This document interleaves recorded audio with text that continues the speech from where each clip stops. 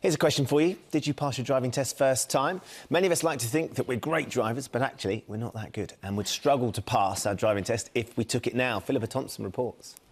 Whether we brag about passing at the first attempt or admit failing at the fourth, our years of experience behind the wheel could amount to nothing. All those bad habits we've accumulated mean we probably wouldn't pass if we took the test today. As part of an experiment, 50 experienced drivers retook it.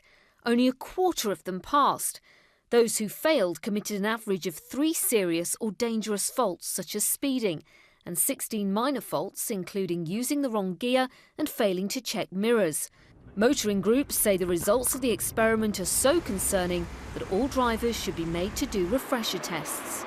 Every accident, every fatality, every serious injury is damaging to someone's life, and we ought to establish whether some kind of refresher training would seriously reduce that number.